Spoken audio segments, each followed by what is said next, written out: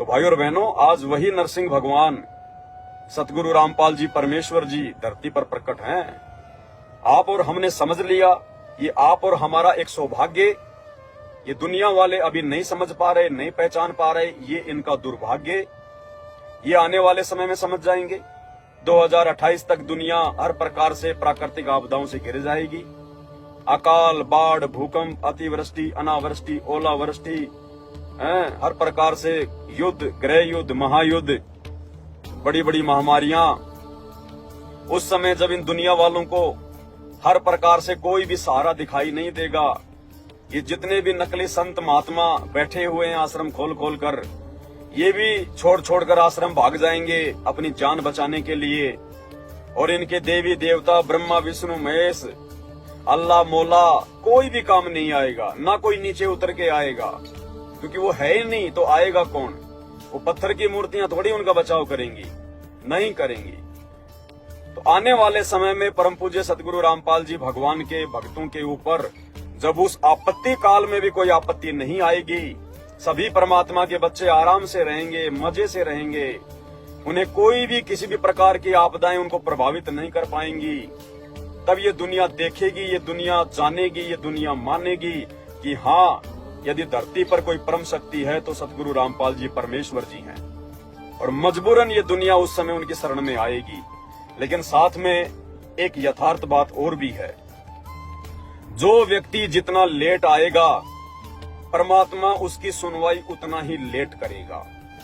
जो जितना लेट आएगा उसकी सुनवाई भी उतनी लेट होती है, क्योंकि आज तो भगवान तुम्हारे को बुला रहा है, आज तो भगवान तुम्हारे लिए इतने सत्संग कर रहा है, आज भगवान तुम्हारे लिए इतना संघर्ष कर रहा है, और आज तुम उनकी बातों को अपने कानों के ऊपर से डाल रहे हो। आज जब भगवान कह रहा कि आ जाओ तो तुम आ नहीं रहे, और जब उस आने वाले विनाशकारी समय में तुम भगवान को बुलाओगे तो उस समय फिर भगवान बड़ी देरी से आएगा, बड़ा लेट आएगा भगवान उस समय। तो विनती कर सकते हैं, हम प्रार्थना कर सकते हैं, हमारा किसी से कोई राग द्वेष ईर्ष्या नहीं है। आप चाहे हिंदू हैं, चाहे मुसलमान हैं, चाहे सिख हैं, चाहे ईसाई हैं, अच्छी बात है, आपको ये मनुष्य जन्म प्राप्त है। आपके ऊपर उस परमात्मा की बहुत बड़ी मेहर है कि आज आप गधे कुत्ते सूअर के शरीर प्राप्त नहीं है। नहीं आप क्या खाते, क्या पीते, गर्मी सर्दी बरसात में क्या होता आपके साथ में आपको अच्छे से पता है। तो आपको मनुष्य जन्म प्राप्त है। ऐसे समय में जब आज धरती पर स्वयं वो परमात्मा प्रकट है, अल्लाह प्रकट है, भगवान प्रकट है, और देरी है तो केवल उनको पहचानने की। तो भाई और बहनों, अपनी जो परंपराएं हैं, अपनी जो रीति रिवाजें हैं, शास्त्र विरुद्ध जो आप ये साधना कर रहे हो, जो भक्ति कर रहे हो, उससे थोड़ा पीछे हटो। सच्चाई जानने का जो है आप जी प्रयास करो। आज 90% मुसलमान नहीं जानते कि भाई कुरान शरीफ में और कुरान मजीद में अल्लाह के विषय में क्या लिखा हुआ है। उन्होंने केवल अपने बाप दादाओं से देखा, मस्जिदों में गए, मदरसों में गए, जो उनको पढ़ा दिया गया, जो उनको बता दिया गया, उसी चीज को फॉलो करते आ रहे हैं। 90% हिंदू क्या 99% हिंदू आज नहीं जानते कि वेदों में क्या लिखा हुआ है, गीता जी में क्या लिखा हुआ है। जो उनके दादा परदादा, उनके माता पिता मंदिरों में माया मसाणी के ऊपर जहां भी जा रहे हैं तीर्थों पर, वो भी पीछे पीछे चलती है। तो इससे बात नहीं बनेगी। ये सारे ग्रंथ हर धर्म के परम पूज्य सतगुरु रामपाल जी परमेश्वर जी ने खोल खोल कर दिखा दिए हैं, बता दिए हैं। इनका जो सार था, इनकी जो सच्चाई थी, वो उन्होंने हमें निकाल कर दे दी है। अब यदि भाई और बहनों कोई कमी रहेगी तो आप और हमारी रहेगी। समय बहुत थोड़ा बचा है। 2028 लास्ट युग परिवर्तन का समय है, और जब युग परिवर्तन होगा तो उससे पहले कितना भयंकर विनाश होगा, मानव जाति को कितनी बड़ी समस्याओं से निकलना पड़ेगा, समस्याओं का सामना करना पड़ेगा, आपकी समझ और बुद्धि से बाहर की बात है। यदि उस समय आप जी सही प्रकार से अपने आप को रख सकते हैं, स्वयं को और अपने परिवार को सुरक्षित जो है वो रख सकते हैं, तो केवल सतगुरु रामपाल जी परमेश्वर जी की शरण प्राप्त करके, दूसरा कोई तरीका नहीं है। भले आज आपको ये बातें मजाक लगें तो कोई बड़ी बात नहीं है। आपको मजाक लगने से कोई भगवान की महिमा जो है वो कम नहीं हो जाएगी। और आप जो शास्त्र विरुद्ध जो पूजा कर रहे हो वो कोई सच्ची नहीं हो जाएगी। घुटने तुड़वा कर आओगे, आंखों में आंसू भरकर आओगे, अपने परिवार का, अपने परिवार के सदस्यों का सत्यानाश करवा कर आओगे, अपनी संपत्ति का, अपने शरीर का सत्यानाश करवा कर आओगे। आना पड़ेगा, दूसरा कोई साधन, दूसरा कोई समाधान इस सृष्टि में आने वाले 3 से 4 वर्षों में नहीं है। तो इस बात को आप जैसे भी स्वीकार कर लो, जैसा भी आपको समझ में आए। और वैसे उनके शरण में जाने से डायरेक्ट कोई फायदा नहीं होगा, पहले उनके ज्ञान को समझना पड़ेगा। संत रामपाल जी परमेश्वर जी के आपको महीने, 2 महीने, 3 महीने आपको उनके सत्संग सुनने पड़ेंगे। आज मोबाइल घर घर में है, हर किसी की जेब में है, बच्चे बच्चे के पास में मोबाइल हो चुके हैं। यूट्यूब, फेसबुक हर कोई चलाता है, तो यूट्यूब पर जाकर सर्च करें संत रामपाल जी भगवान के सत्संग, और सत्संग सुनने से पहले आप उनके द्वारा बताई गई सृष्टि रचना को जरूर सुने, क्योंकि जो सृष्टि रचना है वो मास्टर ऑफ द की है सभी धर्म के, सभी धर्मशास्त्रों की। अगर आपको ये कुरान समझनी है, कुरान मजीद समझनी है, तौरेत, जबूर, इंजिल, हदीसें समझनी है, तो आपने संत रामपाल जी के द्वारा बताई गई सृष्टि रचना को पहले सुनना पड़ेगा। यूट्यूब पर जाकर सर्च करें सृष्टि रचना संत रामपाल जी भगवान। 1 या 2 पार्ट में आपको 2-3 घंटे की वीडियो हैं, आप सुनिए, देखिए, आपको वो ज्ञान प्राप्त होगा आपके धर्मशास्त्रों के विषय में जो आज तक किसी भी मुल्ला मौलवी ने, किसी भी आपके धर्मगुरु ने आपको नहीं बताया होगा। आप यूट्यूब पर जाकर जो डिबेट हैं संत रामपाल जी की मुस्लिम धर्मगुरुओं के साथ में, आप वो भी सुन सकते हैं, बहुत जल्दी आपकी समझ में आएगा। उसके लिए आप यूट्यूब पर जाकर सर्च करें डिबेट संत Rampal G versus doctor Zakir Naik, तो आपको बहुत सारी जो डिबेट हैं डॉक्टर जाकिर नाइक के साथ में वो आपको सुनने को मिलेंगी, देखने को मिलेंगी। अगर आप हिंदू धर्म से बिलोंग करते हैं तो यूट्यूब पर जाकर सर्च करें संत रामपाल जी वर्सेज शंकराचार्य, संत रामपाल जी वर्सेज एस्कॉन, संत रामपाल जी वर्सेज दामाखेड़ा, अभिलाष दास, जितने भी संत महात्मा हैं जिनके आज नाम है देश दुनिया में, आप उनके साथ में संत रामपाल जी का नाम लिखकर यूट्यूब पर जाकर सर्च करें, आपको उनकी डिबेट के जो वीडियो हैं वो मिल जाएंगे। धर्मशास्त्रों के साथ में डिबेट है, कोई उआबाई नहीं है, मनमुखी ज्ञान नहीं है। जैसे ये अनिरुद्धाचार्य, देवकीनंदन ठाकुर, श्री प्रेमानंद जी और भी जितने आचार्य शंकराचार्य हैं, आए दिन ये भारतीयों के ऊपर थोपते रहते हैं। अब श्रद्धालु बेचारा भोड़ा होता है, उसको तो गुरुजी जो मर्जी बता दें वो तो स्वीकार करके आ जाता है। जैसे बच्चा स्कूल में जाता है, टीचर उसको जो मर्जी बता दे, अब टीचर बच्चे को कहेगी भैया 2 दूनी 6, तो बच्चा उसमें ऑब्जेक्शन नहीं करता, क्योंकि बच्चे को ज्ञान नहीं है। जैसा टीचर बताएगा बच्चा उसको स्वीकार कर लेगा। घर पर आकर वो कहेगा 2 दूनी 6, 2 दूनी 6, तो माता पिता कहेंगे रे भैया 2 दूनी 6 नहीं 2004 होते हैं। तो बच्चा कहेगा नहीं नहीं, मेरे गुरुजी ने बताया है कि 2 दूनी 6, 2 दूनी 6, 2 दूनी 6 ही होते हैं।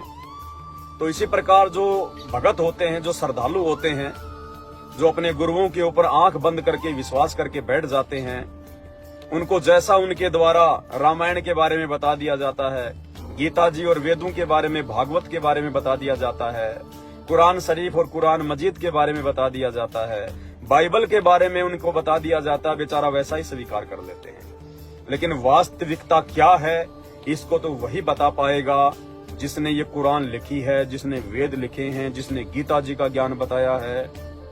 और वो सर्व ज्ञानदाता, सर्व धर्मों का जनक, आदि सनातनी परमात्मा कबीर देव, सृष्टि का मालिक, आज स्वयं हम इंसानों को समझाने के लिए इंसानी रूप धारण करके 8 सितंबर 1951 से धरती पर प्रकट है, परम पूज्य सतगुरु रामपाल जी परमेश्वर जी के रूप में। पहचान सको तो पहचान लो भाई और बहनों। ये रोजाना लाइव आकर भौंकने का मेरा कोई मकसद नहीं है। आप कोई मेरा परिवार नहीं चला रहे हो, मुझे कोई सोशल मीडिया से पैसा नहीं मिल रहा है, केवल आप लोगों को जगाने के लिए, अन्यथा भयंकर दुर्गति होगी, जीते जी भी होगी और मरने के बाद तो गधे कुत्ते सुअर बनकर होनी है, ये तो कोई दो राय नहीं है। अन्यथा आप इतने सुख भोग रहे हैं मनुष्य जन्म प्राप्त करके, और अन्य योनियों में जितने भी गधे कुत्ते सुअर कुत्ते हैं, ये बेचारे इतने दुख क्यों भोग रहे हैं? भाई इन्होंने क्या गलती कर रखी है? भगवान इनके साथ में इतना भेदभाव क्यों कर रहा है? तुम तो महंगे महंगे कपड़े पहनते हो, महंगे महंगे जूते पहनते हो, वो बेचारे नंगे फिरते हैं। तुम तो गर्मी में एसी चला के सोते हो, वो बेचारे रोड पे पड़े हाँप रहे हैं। तुम 56 प्रकार के भोग खाते हो, उठते चाय पीते हो, नाश्ता करते हो, खाने में पता नहीं लस्सी सलाद क्या क्या लेते हो। वो सुअर क्या खाता है? सारा दिन नाक रगड़ता है, वो गटर में लेटरिन खाता है। और वो बैल क्या खाता है? सूखी घास खाता है। क्यों भाई वो इतने दुख क्यों भोग रहे हैं? भगवान ने उनके साथ में ऐसा अन्याय क्यों किया? क्या उनकी आत्मा दुखी नहीं हो रही?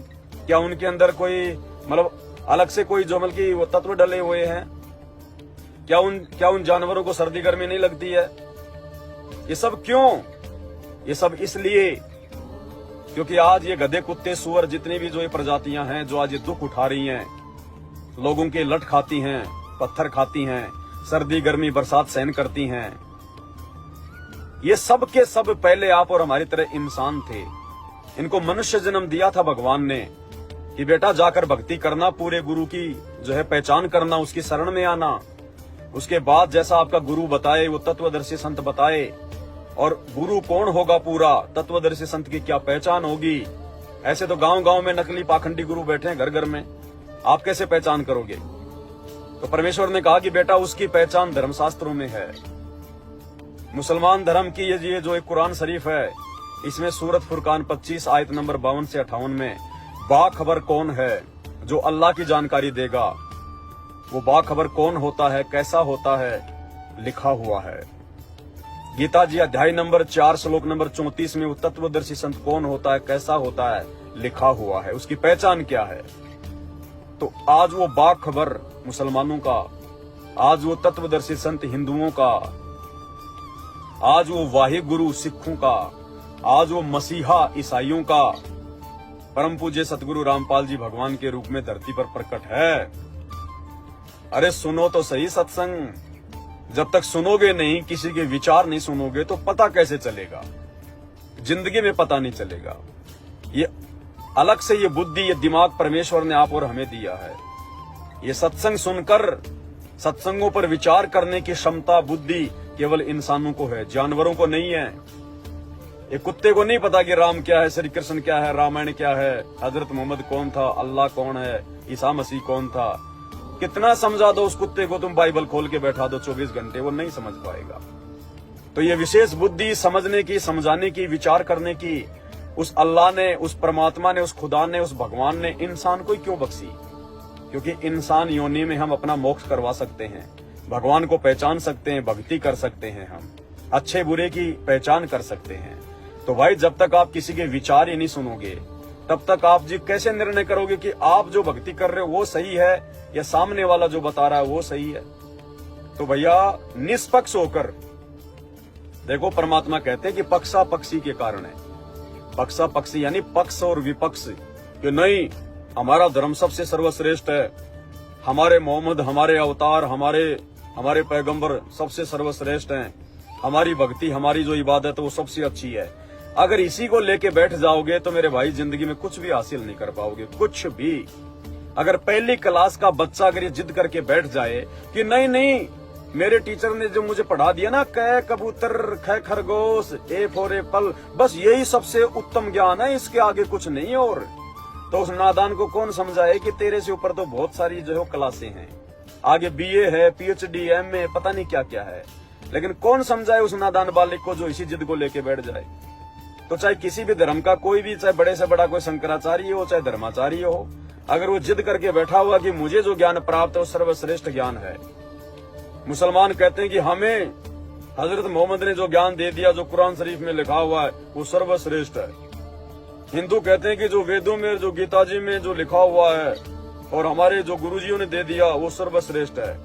ईसाई अपनी बाइबल को पकड़ कर बैठे हैं, सिख भाई अपने गुरु ग्रंथ साहिब को पकड़ के बैठे हैं।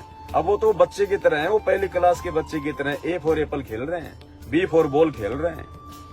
उनको क्या पता कि तुम्हारा सबका बाप, तुम सबका पिता, तुम सबका परमात्मा, इन शास्त्रों का जनक, इन शास्त्रों को समझने की सद्बुद्धि देने वाला अल्लाहू अकबर, वो खुदा, वो राम, वो परमात्मा, वो आदि राम, वो धरती पर आकर वास्तविक ज्ञान दे रहा है तुम्हारे शास्त्रों को खोल खोल कर। कि गीता जी क्या कह रही है, वेद क्या कह रहे हैं, एक कुरान क्या कह रही है, बाइबल क्या कह रही है, और तुम क्या कर रहे हो। कम से कम अपनी थ्योरी और अपने प्रैक्टिकल को तो देख लो, तुम क्या कर रहे हो और तुम्हारे शास्त्र जो है वो क्या कह रहे हैं। अब मोबाइल का मैन्युअल तो क्या कह रहा है और तुम जो है कौन सा वो बटन दबा रहे हो, तो भैया कभी भी वो सही से अपना जो है काम वो नहीं करेगा। तो भाई और बहनों, इस मान अभिमान को छोड़ो, ये जो जाति और धर्म का जो अभिमान है इसको छोड़ो, इसको त्यागो और अपने परमपिता परमेश्वर जी की पहचान करो, उनके सत्संग सुनो। तुम्हारी पुस्तकों में क्या लिखा हुआ है थोड़ा विचार करो, चिंतन मनन करो। ये मनुष्य जीवन जो है ये पक्ष और विपक्ष करने के लिए नहीं मिला है। तो परमात्मा कहते हैं पक्षा पक्षी के कारण सब जग रहा भुलान, और निष्पक्ष होके हरि भजे वो है संत सुजान। उसको चाहे हरि कह दो, चाहे अल्लाह कह दो, चाहे भगवान कह दो, चाहे गुरु कह दो, एक ही बात है, भाषा भिन्न शब्द है। पानी को चाहे जल कह दो, चाहे नीर कह दो, चाहे पानी कह दो, चाहे वाटर कह दो, बात एक ही है। तो वो सबका परमात्मा, वो सबका खुदा, वो अल्लाह, वो एक ही है, अलग अलग नहीं है। लेकिन मुसलमानों ने समझ लिया हमारा अल्लाह बड़ा। अब मुसलमान अल्लाह की जात भी नहीं जानता, अल्लाह है कैसा, अंधा गूंगा बहरा काना कोतरा कैसा है कुछ नहीं पता। कोई पूछे तो कह देंगे वो तो बेचून है, वो तो निराकार है, दिखाई नहीं देता, अल्लाह का कोई रूप है। फिर तेरे को किसने बता दिया? अरे जिसको किसी ने देखा ही नहीं तो तेरे को कैसे पता चल गया भाई साहब? फिर तो तू ही अल्लाह हो गया। हिंदुओं से पूछ लो कि भगवान कैसा, अरे भगवान तो निराकार है। अरे जो निराकार है, जो दिखाई नहीं देता, फिर तेरे को बता किसने दिया उसको देख के? सबकी बुद्धि भ्रष्ट है, सबकी बुद्धि भ्रष्ट है। ईसाइयों के पास चले जाओ, नहीं नहीं हमारा मसीहा तो बादल फाड़ के आएगा। अरे बादल फाड़ के तो ये बारिश आ रही है, लोगों के गांव डुबो रही है उत्तराखंड में। बादल फाड़ के बारिश आती है, भगवान नहीं आता। क्यों मूर्ख बन रहे हो? तो भाई और बहनों समझो, इस अंधविश्वास से, पाखंड से बाहर निकलो। आपको रियलिटी बता रहे हैं, वरना खून के आंसू रोगे, खून के आंसू। आने वाले 3 से 4 वर्षों में 2028 से पहले अगर आपकी आंखें नहीं खुली, आप अपने बच्चों को खो दोगे, आपके बच्चे अपने माता पिता को खो देंगे।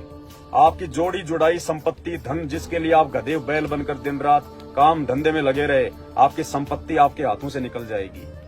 ऐसी ऐसी बीमारियां आएंगी, आप रोगे, अपनी जमीनें बेच दोगे, अपने मकान बेच दोगे, तो भी आपके रोग का जो है समाधान नहीं होगा। और आज मुफ्त में आपको समाधान बता रहे हैं, मुफ्त में समाधान।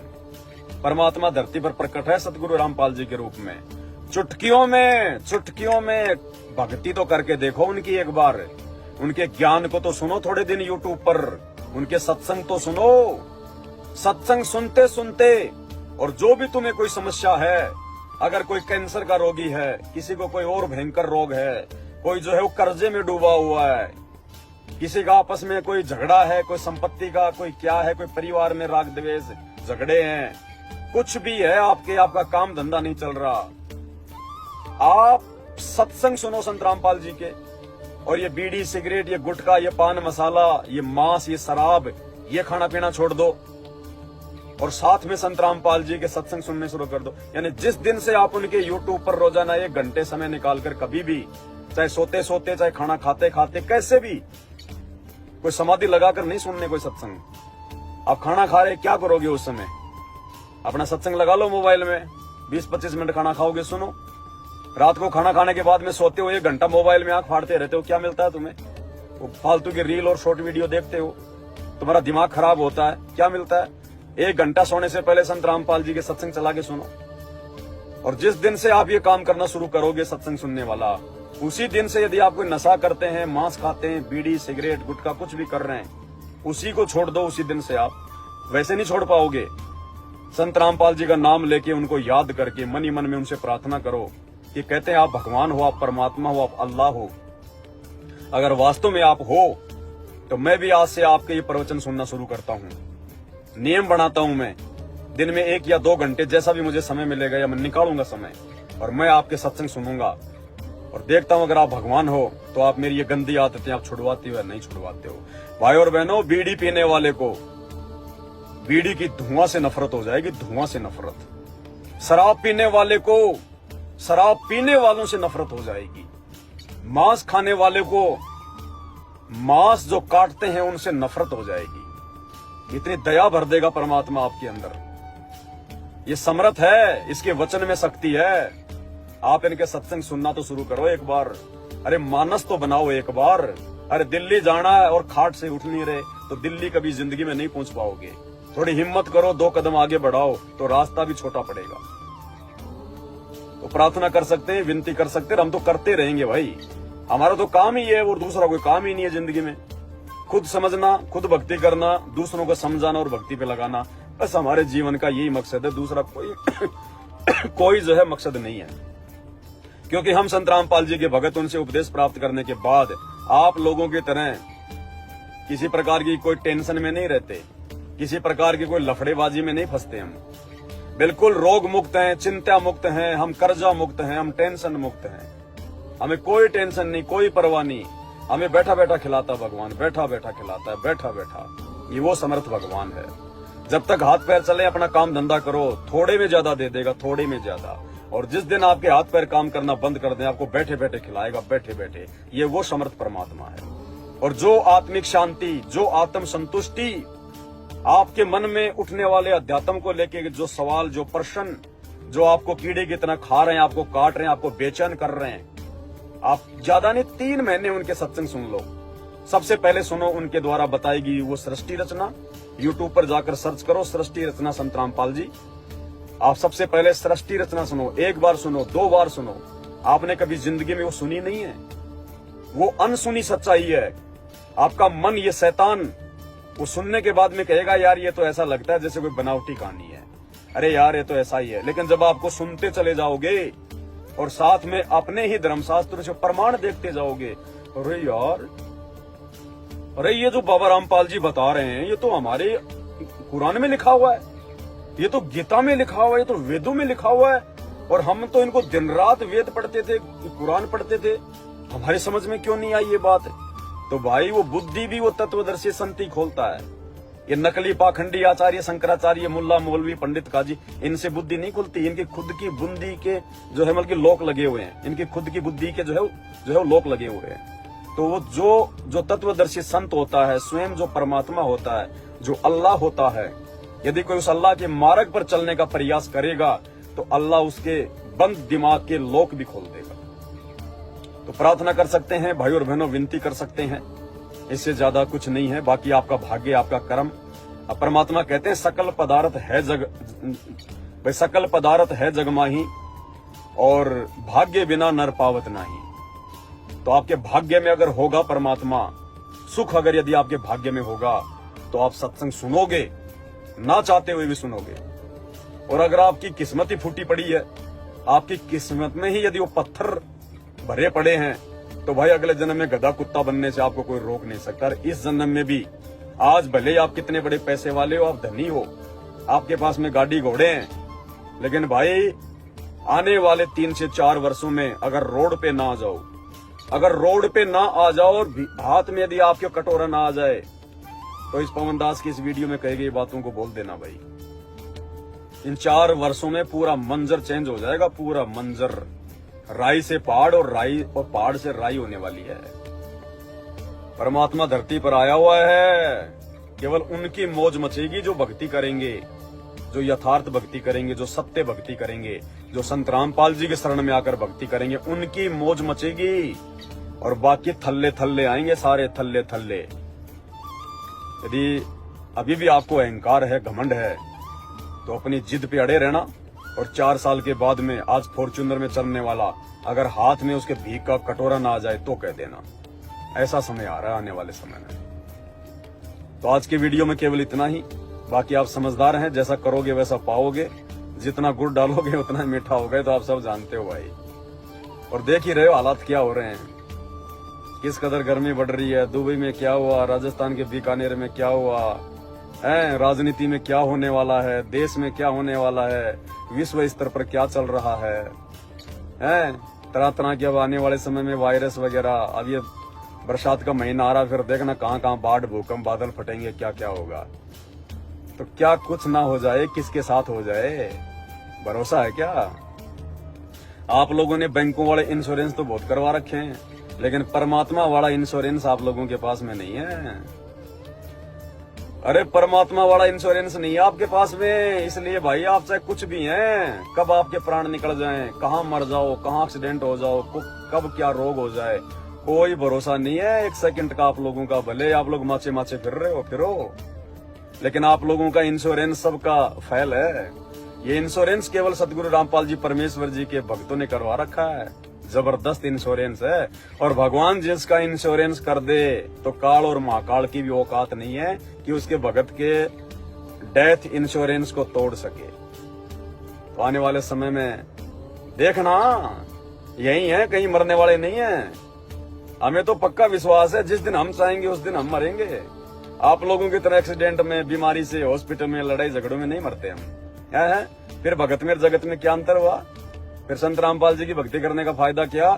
जिस दिन हम चाहेंगे 100 साल के या 200 साल के या 250 साल के, हाँ जी, जिस दिन हम चाहेंगे उस दिन हमारा परमात्मा, हमारा गुरु हमें विमान में बैठा कर लेके जाएगा। हम तुम्हारी तरह नहीं मरेंगे। आए मर गया बेटा, और बोला डॉक्टर ने, आए अरे मेरा पेट दुख गया, अरे कैंसर, अरे फलाना दिखना, जैसे बाबा लोग कर रहे हैं आजकल, ये प्रेमानंद जैसे। चाहे 500 साल जी लेना, लेकिन जब ये संत रामपाल जी का ज्ञान आप सुनने लगोगे तो आपको तो ये जीवन भी भारी लगने लगेगा। 500 साल तो बहुत दूर की बात है। और फिर भी यदि आप चाहते हो कि मैं 500 साल जीना चाहता हूँ, तो ये संत रामपाल जी भगवान वो परम शक्ति है, आपको 500 साल भी यही रख देगा। आपको यही इनका वचन है, सत्संगों में बोल रखा है, साधु वचन पलटे नहीं चाहे पलट जाए ब्रह्मांड, साधु बोले सहज स्वभाव, साधु का बोला मिथ्या न जाए।